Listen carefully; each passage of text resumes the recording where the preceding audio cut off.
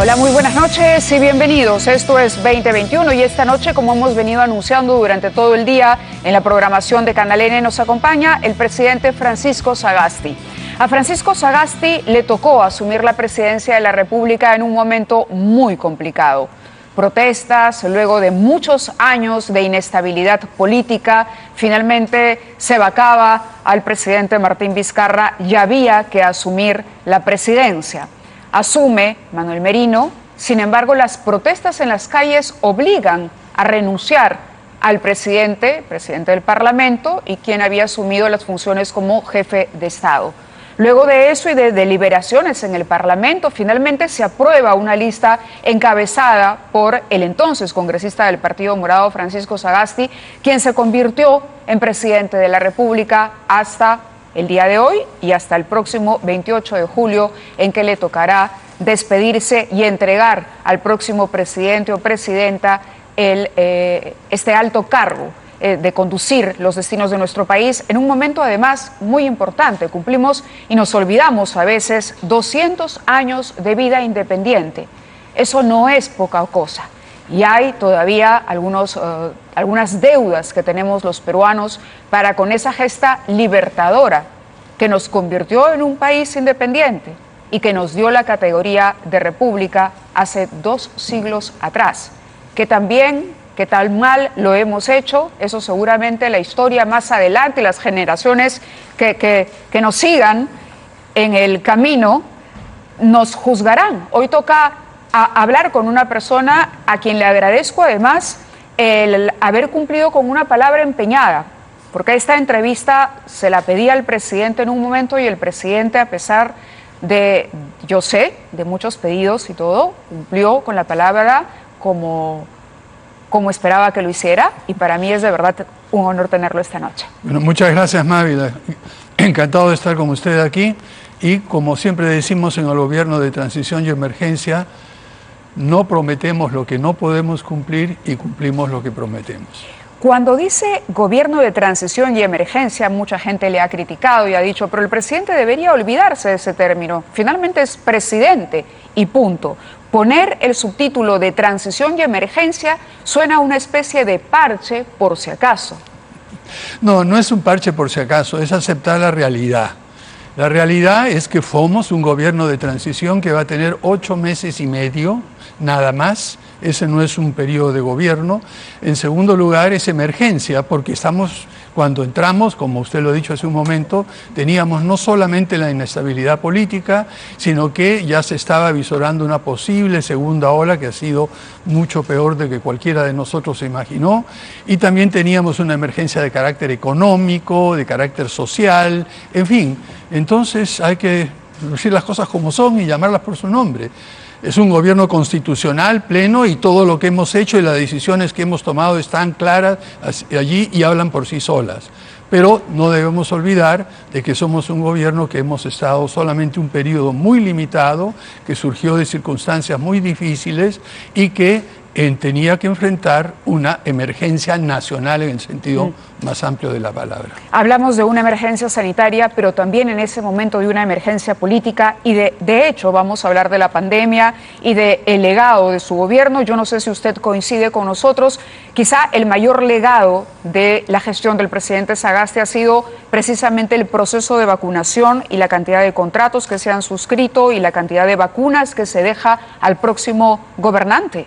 Bueno, eso es en parte, es cierto, lo que ya podemos decir con toda claridad y justamente tengo las cifras acá, es que la disponibilidad de las dosis que vamos a tener hasta fin de año y hasta enero en realidad suman un total de 78.7 millones de dosis. Eso alcanza para vacunar a prácticamente todos los peruanos, incluso si es necesario hacer una dosis de refuerzo.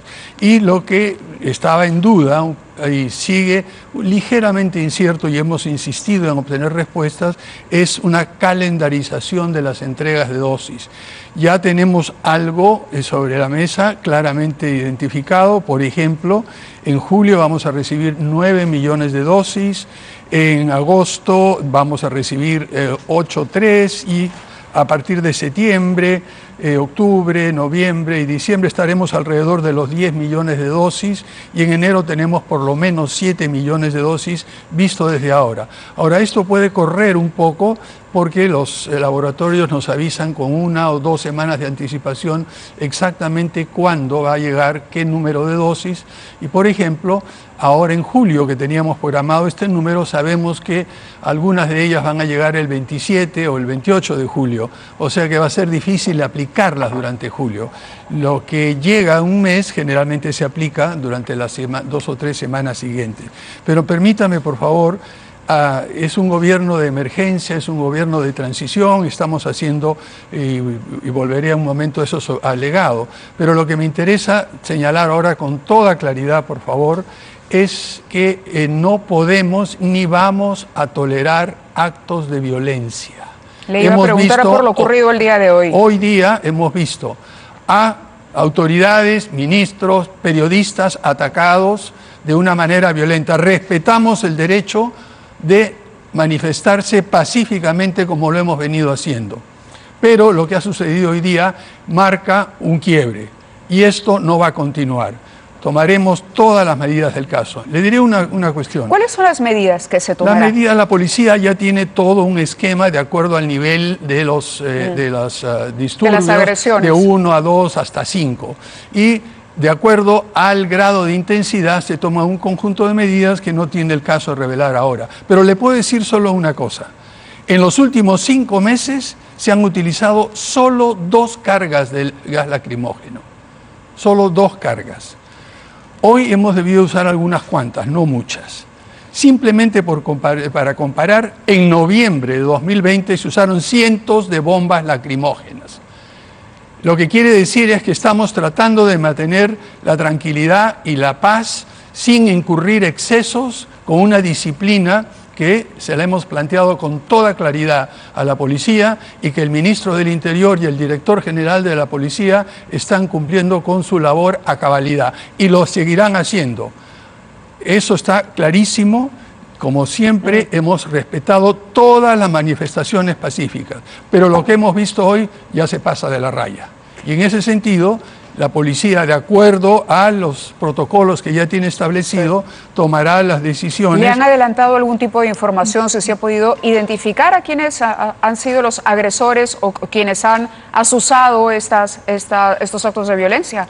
Mire, no tengo la información del caso, he estado en reuniones desde ese momento que me enteré de esto en la tarde, pero lo claro para mí, y creo que para todos, es que es un grupo muy pequeño de personas violentas que movilizan a otras personas alrededor.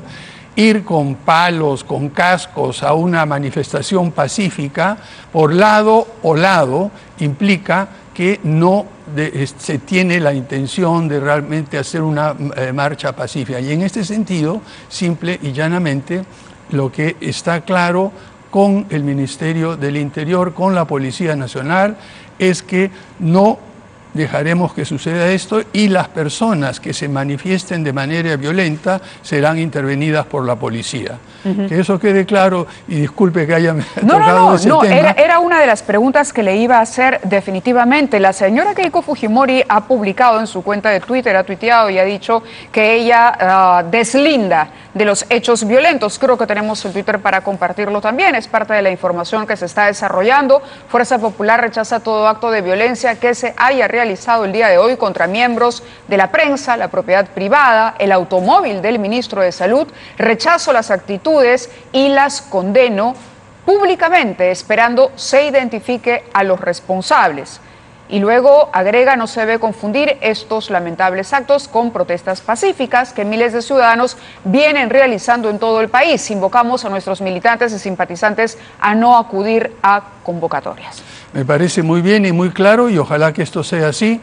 Recordemos, tanto las dos personas que pasaron a la segunda vuelta en realidad obtuvieron una votación relativamente limitada en la primera vuelta y se han aglutinado alrededor de estos dos finalistas, digamos, diferentes grupos, y es importante que ambos candidatos deslinden con cualquier posible acto de violencia. Y en este caso, ¿usted atribuiría los hechos de hoy a algún grupo en particular alineado a alguno de esos dos candidatos? Mire, ahí lo único que hemos visto unos chalecos que antes eran, creo, Resistencia y ahora son Insurgencia, pero no tengo ninguna información adicional. Pero también podríamos, usted me preguntó por el legado, yo le hablaba de las vacunas. Creo que cuando se mire lo que se ha hecho en estos 8 meses y medio que vamos a estar en el gobierno, se va a ver que si bien la vacuna es lo más visible y lo que mayor impacto tiene, hay muchísimas otras cosas más que se han hecho en el campo económico. Por ejemplo, durante los primeros meses de este año hemos tenido un récord de inversiones públicas, se ha recuperado el ritmo de la inversión privada, hemos ampliado los programas sociales de una manera bastante clara y seguimos haciéndole. Por ejemplo, hoy día hemos aprobado un decreto que permite ampliar el plazo para poder recibir el bono 900, porque hay algunos rezagados, lo han recibido alrededor del 92 o 93% de las personas que estaban programadas, pero que ese pequeño porcentaje que quedaba es importante y se han tomado las medidas para hacerlo. Pero además de lo que se hace en economía, lo que hemos planteado hacer en educación, lo que sí me parece que me gustaría destacar es el tema de confianza y esperanza. Cuando asumí el gobierno y juramenté la presidencia de la República, dije que con toda claridad la idea del gobierno era devolverle la confianza y la esperanza a la gente. ¿Y cómo estamos tratando de hacer esto? En lo mejor que podemos, dentro de nuestras limitaciones, es en primer lugar siendo transparentes, siendo honestos, diciendo las cosas como son, actualizando las cifras reales, por ejemplo, de fallecidos, es decir, en todo caso, demostrar que el Perú se puede gobernar con tranquilidad, con honestidad, con calma, respetando las normas. Yo creo que ese legado de un gobierno que trabaja en equipo, que trabaja en conjunto, en lo cual no busca peleas y simplemente responde de la mejor manera posible cuando hay ataques y sigue trabajando de una manera, como le podría decir, continua, sin pausa y tratando de acelerar las cosas. Eso es lo que podemos dejar a la ciudadanía. Sí, el Perú se puede gobernar bien, honestamente, con claridad. Lo que es innegable, presidente, es que al cabo de este tiempo todavía no hemos reducido la polarización. ¿Se imaginó usted, cuando se comprometió a llevar adelante elecciones, un proceso electoral que garantizara la defensa de la elección de los ciudadanos, se imaginó que al día de hoy no tendríamos un presidente proclamado y que se viviría un ambiente de división como el que se vive hoy? ¿Cómo analiza el escenario actual? Yo creo que nadie se imaginó esto, Mávila. Yo creo que nadie se imaginó. En primer lugar, tuvimos 18 candidatos a la presidencia de la República, una cantidad realmente inédita, extraordinaria, en cualquier parte del mundo y aquí en el Perú sobre todo. En segundo lugar, las votaciones en la primera vuelta demostraron una dispersión total muy grande, al punto tal que, como he mencionado anteriormente, el porcentaje más alto que tuvo uno de los dos que pasó a la siguiente vuelta es alrededor del 19%. Sí, cerca del 19%. Cerca del 19%. Lo que quiere decir que las 4/5 partes del país no votaron por esta persona. Y lo que sí me ha sorprendido, sobre todo después de lo que se hizo en la campaña para la segunda vuelta, compromisos firmados, vamos a respetar los resultados. ¿En ambos casos? Los dos, ambos, con toda claridad. Algo ha sucedido quizá en el camino, no sé qué podría ser, y le digo, pero eso es una sorpresa para mí también, el que exista tanta polarización, y más que polarización, tanta falta de ¿cómo diría yo?, de amor al prójimo, palabra, amor al prójimo, respeto, es la palabra que buscaba, respeto a las personas, a las instituciones y a la ciudadanía, ¿no? ¿Se refiere usted a los compromisos, por ejemplo, que hicieron los dos candidatos. Recuerdo cuando Monseñor Barreto los convoca, cuando hablan de respetar la independencia de poderes, cuando hablan de respetar la Constitución vigente, cuando hablan de competir en buena lid. ¿A eso se refiere concretamente? Bueno, creo que hubo varios compromisos. Ese es uno quizá de los más importantes, porque contó con la presencia del cardenal Barreto y muchísimas otras personas. Sí, ahora, ¿los dos han incumplido por igual? Mire, no lo sabremos nunca, porque solo uno lleva la ventaja y el otro no. Entonces. Pero me refiero, lo que ha visto en la campaña, ¿le hace reprochar la actitud de los dos candidatos? Lo que yo pensé es que los dos candidatos iban a respetar lo que se dijo, nada más. ¿Y le parece que los dos lo respetaron o lo incumplieron? Miren, no lo sabemos porque, como le digo, solo uno está pasando a la segunda vuelta y el otro no. No sabemos qué hubiera sucedido si tuviéramos la situación contraria. Entonces yo no le puedo responder eso a lo que me parece si es que hubiera pasado el otro, ¿no? Yo prefiero y decir que me refiero a los dos que compiten en segunda vuelta. Bueno, por eso mismo le digo, no lo sabemos. No sabemos si es que en vez de estar uno de los candidatos encima, estuviera debajo, se hubiera hecho lo mismo que está haciendo el otro. Yo espero que no.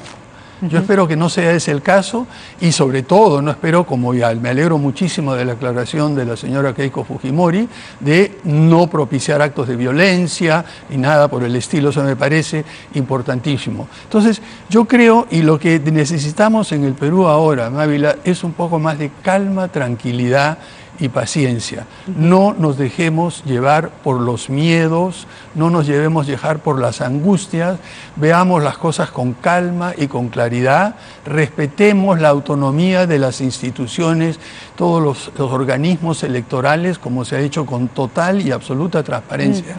Y además, imparcialidad durante todo el periodo electoral, en la primera y en la segunda vuelta. Quería preguntarle, usted mencionó una palabra clave, en realidad dos, pero una viene al caso ahora: confianza y esperanza, como los compromisos que asumió con el cargo.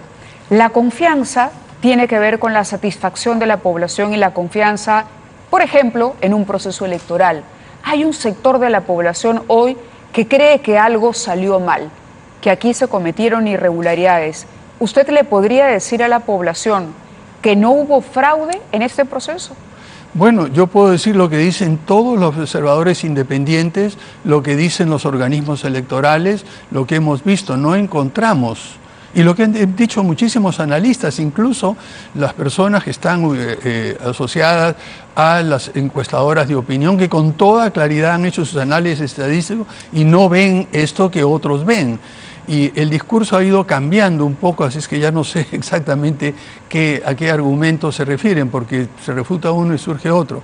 Lo que sí puedo decirles es que desde el Poder Ejecutivo, además de guardar la absoluta imparcialidad y no interferir absolutamente en nada en el proceso electoral, hemos dado todas las facilidades a la OMPE, todas las facilidades a la RANIEC, todas las facilidades al Jurado Nacional de Elecciones. Hemos llamado desde el primer momento a las misiones de observación electoral internacionales. Ha habido alrededor de 12, si mal no recuerdo. La más numerosa ha sido de la OEA. Hemos recibido información periódica. ¿Respalda al jurado y a la OMPE en sus esfuerzos, en el trabajo realizado? Yo creo que todos tenemos que respaldarlos. No veo que haya un motivo sustantivo de cuestionamiento a la labor de estas instituciones. Correcto. Yo volví a la pregunta de la confianza, porque lo que es innegable en este momento es que hay un sector importante de la población que no tiene confianza precisamente en la labor del jurado y que incluso dice: ¿por qué el presidente Sagasti, que podría otorgarnos una mayor tranquilidad si hubiese hecho o acogido la idea de la auditoría, no lo ha hecho? Quizá con eso nos daba todas las garantías del caso y hoy nos queda la sensación de que por ahí hubo algo no resuelto y van a continuar evidentemente acciones legales después. Hay un sector de la población, presidente, que no va a reconocer el resultado. Y no serán pocos peruanos. Bueno, ahí yo estoy en desacuerdo con usted, Mávila. Vamos por partes. En primer lugar, el presidente no tiene constitucionalmente la facultad de intervenir en un proceso electoral de ninguna forma. Yo estaría violando la Constitución si sin haberse terminado el proceso ni haberse programado, yo intervenga y diga, no, acá hay fraude. Eso sería inconstitucional. Y el pedir una intervención de esta naturaleza no tiene ningún sentido. Ese es un lugar. Segundo lugar, siempre habrá en la ciudadanía un sector que cree lo que quiere creer y que no está dispuesto a aceptar evidencias. Ya nos ha pasado anteriormente y con grupos que simple y llanamente se rehúsan por una u otra razón, que no tiene que ver con el proceso electoral, sino tiene que ver con los miedos de qué pasaría si gana uno u otro. En base a esos miedos anticipados es que buscan alguna forma de justificar el rechazo a los resultados. Pero eso incluye las investigaciones fiscales que hoy están en curso, por ejemplo, sobre estos chats y la manera en que se habría financiado o manejado algún tipo de campaña u operativos en mesa por parte de uno de los partidos. Mire, no veo, en primer lugar, la concepción de que puede haber un fraude en mesa implicaría una capacidad organizativa, una posibilidad de interferir en la voluntad de los miembros de mesa y en los personeros que realmente escapa la capacidad incluso de los partidos más organizados que tenemos en nuestro país, e incluso hemos visto ese tipo de situaciones en otros casos, en otros gobiernos de una manera muy clara. Pero en la actualidad, con el grado de información que se tiene y todo, ese tipo de esquema de fraude en mesa parece bastante, digamos, fuera de lugar, no tiene mucho sentido. ¿No cree que vaya a enturbiar este proceso de aquí en adelante y que vaya a generar una sombra que mañana más tarde no le dé legitimidad a quien sea proclamado por el jurado? Quien quiera vivir bajo la sombra lo va a vivir aunque le presentemos la evidencia más clara. Hay personas que no quieren dejarse convencer, no quieren ver evidencias. Si eso genera sombras para ellos.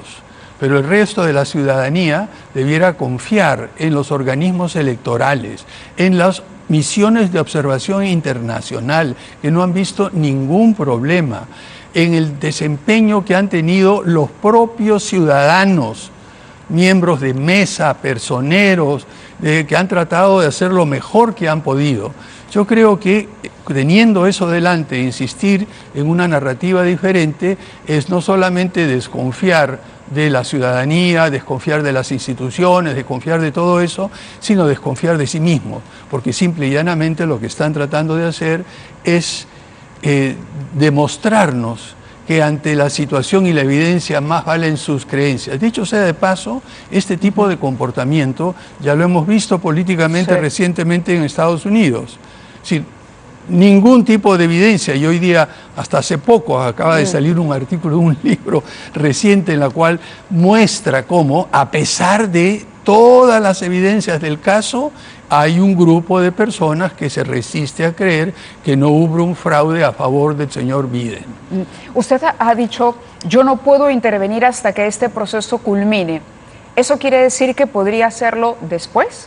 No habría ninguna razón en este momento, ¿no? A menos que haya una duda, un fundamento realmente sólido. ¿Y se arrepiente de haber llamado a Mario Vargas Llosa en su momento? Mire, eso de arrepentirse, de haber hecho una cosa, cuando uno está seguro de sí mismo, seguro de sus valores, seguro de su forma de proceder, con la información que tiene en un momento, no es que uno se arrepiente.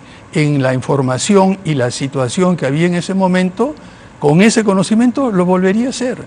¿Por qué?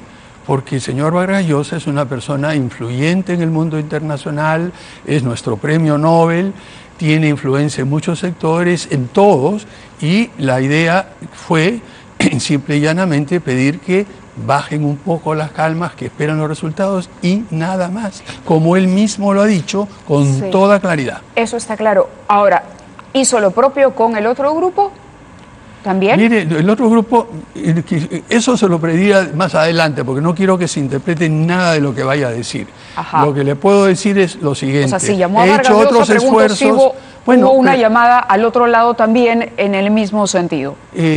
Dígame usted, ¿qué persona equivalente a Vargas Llosa hay en el otro sentido? Pero un interlocutor se puede encontrar. Bueno, pero ¿qué persona de la talla, de la influencia que tiene Vargas Llosa? Dígame.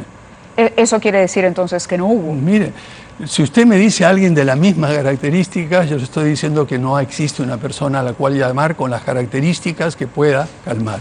Lo que sí le puedo decir es que hice todos los esfuerzos en diferentes niveles sin interferir, y en mis declaraciones públicas lo hice con mayor claridad, precisamente esperar que se pronuncie el Jurado Nacional de Elecciones, que termine el proceso electoral. Yo creo que con eso ya he cumplido lo que debería haber hecho y lo que he hecho, y no queda nada más que añadir por el momento, Ávila. ¿Y cree que esa llamada fue la que provocó luego este comentario de nuestro Nobel? Usted mismo ha destacado la importancia internacional que tiene el nombre de Mario Vargas Llosa para decir o afirmar que el presidente del Perú había tomado partido por un candidato. ¿Le pareció justo? Yo me quedo con las declaraciones del señor Vargas Llosa que hizo 2 semanas anteriores. Me parece un poco difícil reconocer a Vargas Llosa en este tipo de declaraciones. ¿Y qué dijo hace 2 semanas? Lo que dijo la semana es que no ha habido ninguna interferencia, que había que respetar los resultados que dijera. Pueden tener la grabación, que respetar los resultados de los organismos electorales. ¿Se ha enemistado con el Nobel? No, en primer lugar, yo no soy amigo del señor Nobel. Como le dije en nuestra conversación a él, y esto no creo que es ninguna infidencia, la única vez que lo he visto en persona así fue cuando fui a visitarlo en su casa, en las afueras, en Londres mismo, en 1967. ¿Pero no le dolió el comentario? ¿Le molestó? ¿Lo llamó para decirle? Por dos. Estamos en la vida política, Mávila. Si uno se preocupa por un comentario, por otro comentario, no duerme, ni come, ni hace nada. Cuando uno está tranquilo y seguro de lo que hace y de lo que sus objetivos y lo que es necesario, entonces no hay ningún tipo de preocupación adicional. Por eso la gente me pregunta, a veces me dice, ¿no te preocupa lo que dicen en las redes? Por favor. Sí, era una de las preguntas que le iba a hacer también. Le puedo decir de antemano, antes que me la haga, que no me preocupa, en lo más mínimo. Uno tiene que centrarse, uno tiene que saber lo que es, saber lo que sabe, poder admitir cuando se equivoca, poder preguntar cuando no sabe.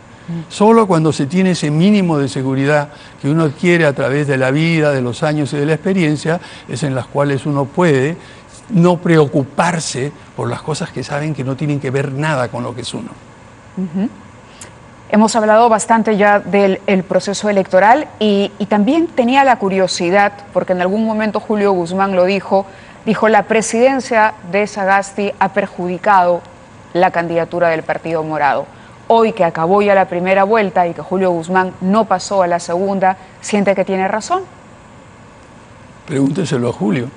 Él dice que sí, pero ¿usted cree que hubo un perjuicio para el partido en el que milita? Lo que decidimos, lo que decidí yo después de un pedido de Julio Guzmán, antes de que asumiera la presidencia, cuando ya había sido elegido por el Congreso, y el 17 de la mañana nos reunimos y después de una conversación muy cordial, como siempre la hemos tenido, como siempre le he tenido con él, que separáramos totalmente el partido de lo que se hacía en el Ejecutivo, y eso fue lo que hemos cumplido, nada más. ¿Y qué sensación le deja el hecho de que el centro no haya tenido un papel más protagónico en esta contienda y que más bien se haya radicalizado las posiciones ideológicas? Bueno, eso sí me preocupa muchísimo, porque yo creo que hay un centro, la mayoría de peruanos, como usted ha visto en las encuestas, se considera a sí mismo como de centro. Y lo que hemos visto ha sido un centro demasiado disperso, demasiado atomizado, y la imposibilidad de formar un bloque que sea atractivo para la ciudadanía y para los votantes. Yo creo que eso tiene que ver con el proceso en que estamos de hace algún tiempo, que tiene sus orígenes en los años 90, los ataques a los partidos políticos, en fin, todo lo que se vivió durante los años 90, que destruyó, o ayudó a destruir el sistema de partidos que teníamos, y abrió el espacio para algo espontáneo, algo que salía de un momento a otro, etc. Entonces, lo que representaba el centro ahora se partió, como vimos ahora, por lo menos en 5 o 6 candidaturas, y eso no fue conducente a que el centro, que me parece que es lo que la gran mayoría de los peruanos piensa y vive políticamente, se viera representado de una manera reflejado clara en el resultado electoral. Exacto. Tengo aquí sobre la mesa un libro que se llama Habla una mujer. Elsa Hochhäusler. Hochhäusler. Depende cómo, mira, hay 2 maneras de pronunciarlo. A ver. Si lo hacemos en alemán es Hochhäusler y si lo hacemos en castellano es Hochhäusler. Suena mejor en alemán. Pero no me va a salir a mí también como a usted. De Sagasti, y en la portada está la madre del presidente Francisco Sagasti. Vamos a ir a una pausa, pero vamos a regresar con algunas otras preguntas que hacerle ya también a nivel personal. Antes, señores del Switcher, de que se vayan, quería recordar un momento que a todos nos marcó. A todos nos marcó un poco como preámbulo de lo que vendrá a continuación en la entrevista. Y fue cuando usted asume la presidencia ya formalmente, recitar a Vallejo emocionado y al borde de las lágrimas, si no me equivoco. ¿Podemos revivir ese momento? Bueno, no tanto como lágrimas, pero sí emocionado. Emocionado. ¿Tenemos el tape? ¿Listo? Quisiera compartir con ustedes las últimas líneas de mi poema favorito de César Vallejo. Considerando en frío, así dice, examinando en fin sus incontadas piezas, su retrete, su desesperación al terminar su día atroz, borrándolo, comprendiendo que él sabe que le quiero, que le odio con afecto y me es, en suma, indiferente. Considerando sus documentos generales y mirando con lentes aquel certificado que prueba que nació muy pequeñito, le hago una seña, viene, y le doy un abrazo, emocionado. Queridos compatriotas, muchas gracias y que viva el Perú. Que vive el Perú. Vamos a la pausa y regresamos con el presidente Francisco Sagasti. Gracias por estar aquí. Muy bien. Estábamos conversando con el presidente Francisco Sagasti y recordábamos este momento en el que él declama lo que considera es su poema favorito, además de César Vallejo. César Vallejo fue mi tío abuelo, dicho sea de paso. Sabía eso. Sí, fue primo de mi abuelo. A un señor cajamarquino, fíjese usted, profesor, aprista militante. Caramba. Creo que todos los peruanos hemos tenido algún familiar aprista, claro, de aquellos apristas bravos.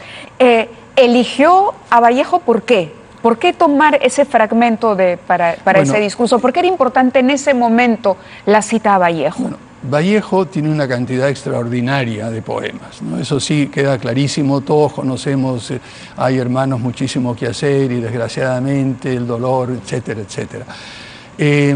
Considerando en frío es mi poema favorito. Incluso el blog que tuve durante 3 o 4 años en Caretas Digital se llamaba Considerando en frío. O sea que esto de citar a Vallejo en este caso me viene de mucho tiempo. Y justamente anticipando toda esta polarización y todo eso, lo que Vallejo hace es de una manera muy clara, directa, contundente y hermosa, esa posibilidad de poder dar un abrazo emocionado a uno que piensa distinto, a uno que es diferente, a uno que uno a veces lo mira, como dice, eso mirando el certificado que dice que nació muy pequeñito. Aunque tengamos todas esas diferencias, una de las cosas extraordinarias que creo que tenemos como oportunidad en nuestro país es reconocer a toda esa enorme diversidad de peruanos que somos como parte de lo nuestro. En lo que traté de entrar ahí, ya sin citar a Vallejo, si no van a decir que soy demasiado, en el discurso en el Inti Raymi, una de las cosas que traté de decir es, en el Perú todos tenemos un pedacito de todos nosotros.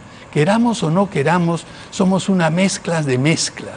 Y lo que tenemos que hacer en momentos tan críticos como ahora es empezar por nosotros mismos, empezar a mirarnos y reconocer dentro de nosotros mismos el poquito del otro que es diferente a nosotros. Y a partir de eso empezar a tender puentes. Es una labor complicada porque primero hay que hacerlo a nivel personal. Pero hay mucha resistencia, presidente, a hacerlo. Bueno, pero la resistencia empieza precisamente por, digamos, puedo decir... ¿Usted le daría un abrazo así, fraterno, a alguien que no pensara como usted? Bueno, lo he hecho muchas veces. ¿Sí? Yo he tenido, mire, no voy a decir el nombre y quizá dejaré que lo diga esta persona. Cuando entramos al Congreso, una persona, un opositor total, absoluto, y empezamos a dialogar, empezamos a conversar, empezamos a bromear, y me mandó un WhatsApp muy, muy bonito. Mira, podemos imaginar nosotros, estamos en la libertad de imaginar de qué bancada podría ser el personaje. Pero de una bancada que no era la bancada del Partido Morado, ciertamente.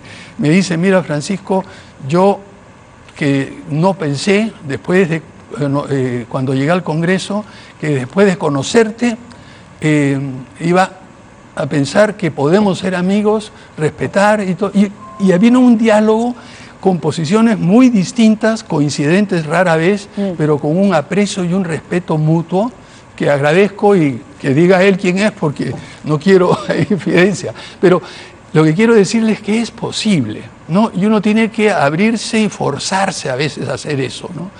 Lo que más pena me da, y realmente no solo la pena, sino a veces ya un poco de rabia, le voy a decir, es que personas con una educación de primera, con toda la información posible del mundo, con todas las comodidades y con todas las cosas que hemos tenido, algunos de nosotros que hemos tenido el privilegio de ir a colegios de primera, universidades de primera y todo, se encasillen en sus puntos de vista de un lado y de otro lado. Le digo yo, y ha sido mi pelea, ha sido constante con los extremos de uno y otro polo político, del espectro político, ¿no? Reconocer lo que realmente uno tiene o puede dar en personas distintas, eso es lo que tenemos que hacer. Y en un país tan rico, tan diverso, el simplemente despreciar esa dialéctica, como le dicen algunos amigos de mi época, entre el desprecio y el resentimiento, ¿no? Si hay para mí un sentimiento que para mí es maligno, es decir, ponzoñoso, es el resentimiento. Eso que se guarda uno adentro, me hizo esto, me hizo otras cosas. Yo prefiero el enojo que dura 30 segundos, explota y después uno sigue a la intoxicación del espíritu. Sí, claro, eso nos lleva a la intoxicación del espíritu, de nuestra alma y de lo que somos, ¿no? Entonces, ese es un ejercicio que tiene que empezar por lo personal. ¿En algún momento pensó que lo iban a vacar? Porque su relación con el Congreso ha sido tirante. Sí, bueno, siempre estaba presente, intentaron 2 o 3 veces. Yo dije, bueno, mire, es decir, yo no estoy aquí. ¿Y qué pasaba por su cabeza en esos momentos cuando llegaba a Palacio de Gobierno la información? Nuevamente hay un documento circulando que se propone vacar a Sagasti, cambiar la mesa directiva con la consecuencia de que él deje la presidencia. Mire, lo que siempre dije a todos los ministros, todos de acá, bueno, ellos tienen la libertad de hacer lo que quieren, nosotros vamos a seguir trabajando hasta el último día que tengamos de la mejor manera posible. Si no quiere sacarnos, bueno, nos sacan. Volveré al Congreso, pues, nada más. Sobre los miedos de los que mencionó, que también son válidos, yo creo que hay gente que ha optado por una o por otra candidatura, no necesariamente porque coincida. Hemos hablado de los resultados de primera vuelta y de los pocos porcentajes que se obtuvieron. Por lo tanto, la gente que además puede tener temores válidos, ¿no?, en medio de una situación como la que enfrenta no el Perú, sino el mundo, la pandemia, el impacto en la economía de las familias, la gente tiene miedo. Por ejemplo, el tema de la Asamblea Constituyente y el cambio de Constitución.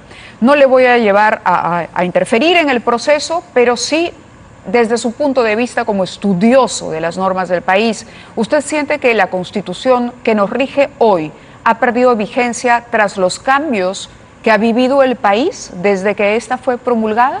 Mire, las constituciones no son cosas que se tiran y se sacan, no, realmente.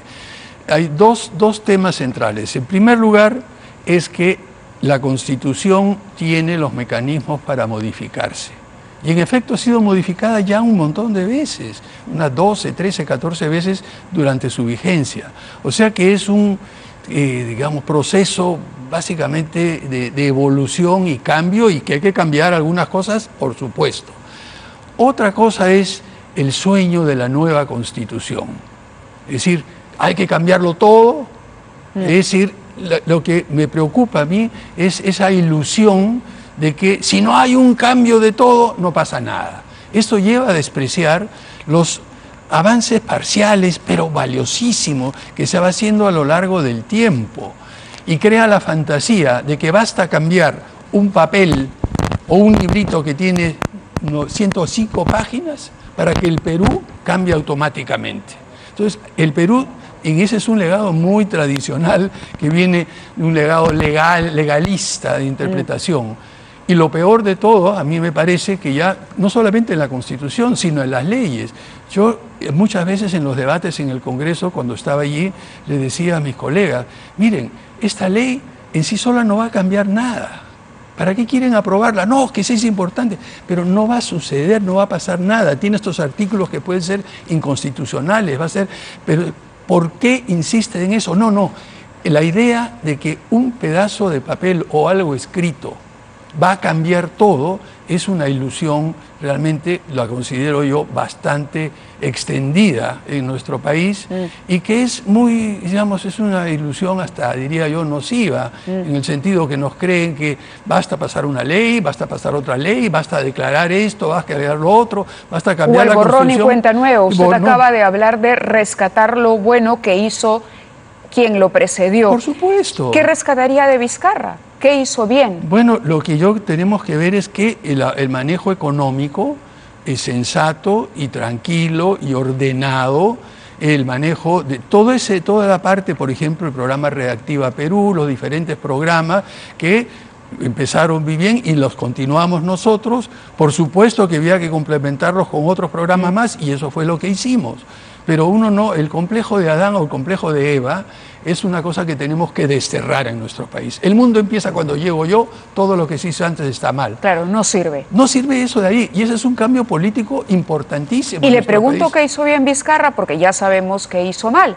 Fue un momento el más duro, diría usted, de su gestión o de su presencia en Palacio de Gobierno, enterarse de lo que ocurrió con esta vacunación paralela.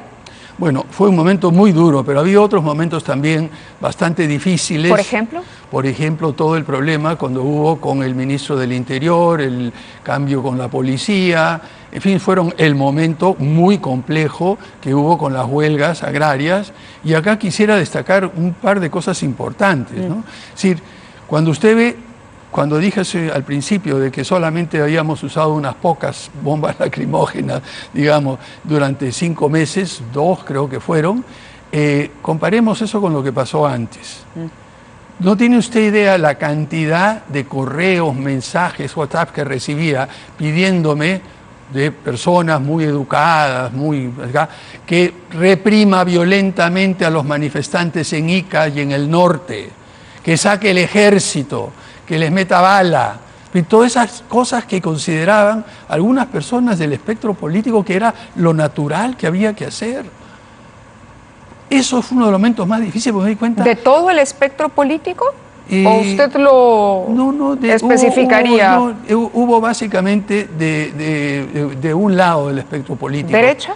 Más de la derecha. Fueron los que pedían la mano dura. Ahí tengo guardados algunos WhatsApps de algunos amigos que pronto serán ex amigos cuando los vuelva a ver, porque realmente son ofensivos. ¿Ha perdido muchos amigos? No lo sé, porque hay muchos que no he contactado todavía. Yo espero que después de todo este tiempo y cuando volvamos a reunirnos, la posibilidad, como nos ha pasado a todos por la pandemia, de reunirnos en personas con amigos se ha visto muy limitada. Imagínese usted, póngale encima las 36 horas que tiene el día, los 10 días que tiene la semana, y todos los días son lunes, como decimos en el gobierno, entonces no hay tiempo para ver. Lo veré cuando salga y pueda empezar a retomarlos, claro.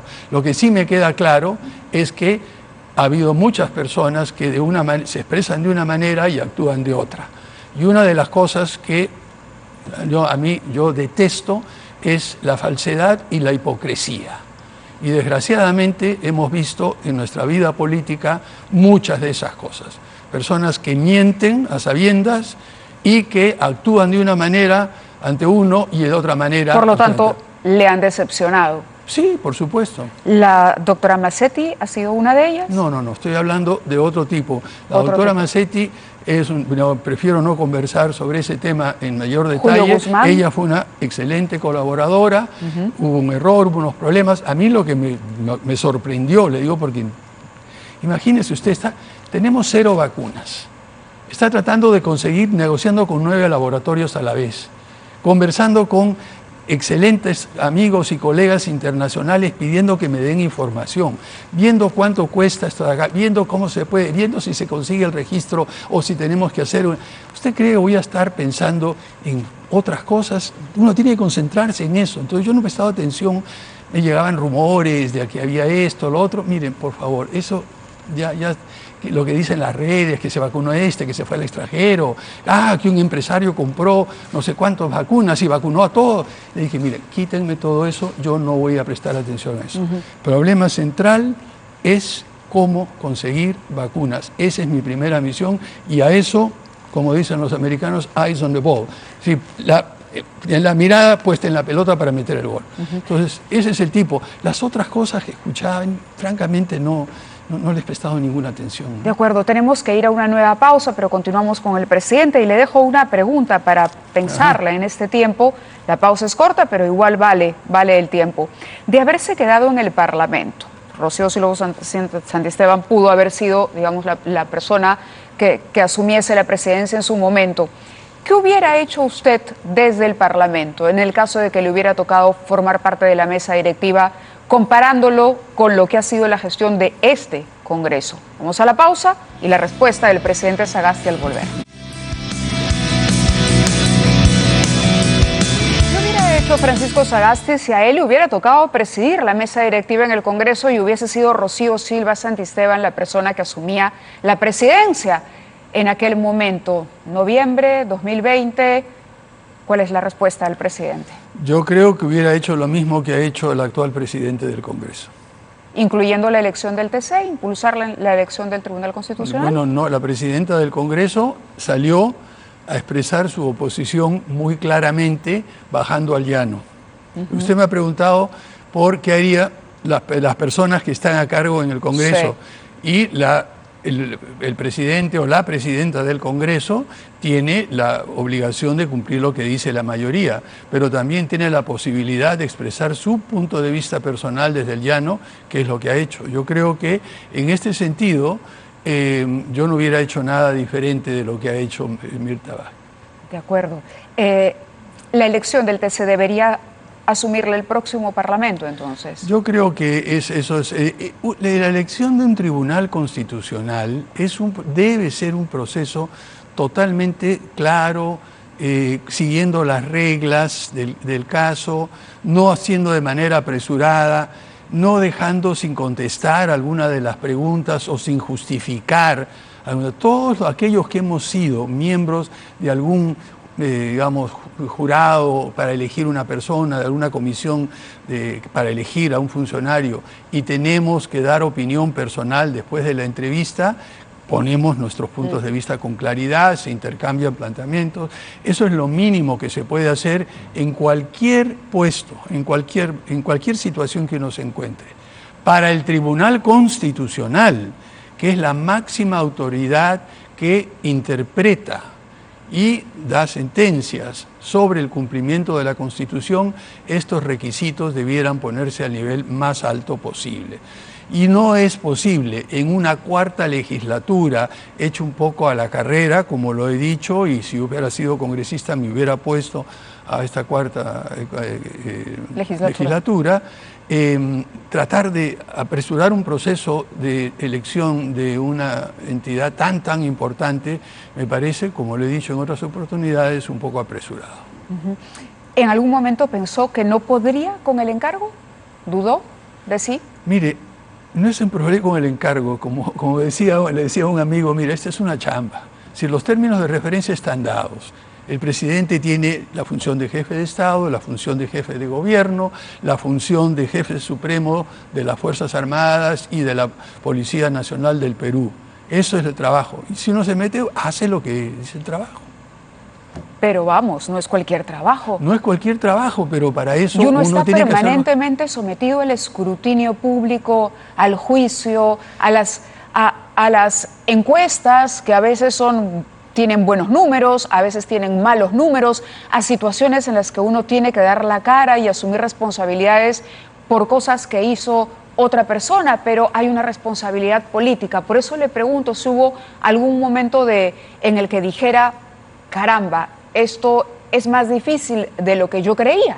Bueno, desde el primer momento lo he dicho que el Perú, he dicho, y esto lo he dicho de hace muchos años, es un país extremadamente difícil de gobernar. O sea que para mí no era nada nuevo. O sea, nunca no iría a una candidatura presidencial en el futuro. Bueno, mira, a esta edad, ya creo que estoy por cumplir 77 años, yo creo que, en fin, aunque uno se ve más o menos joven, ya el tiempo pesa. Pero no, mire, volviendo a su pregunta, lo que yo puedo decir es lo siguiente: en todo momento yo trato de hacer absolutamente lo mejor que pueda.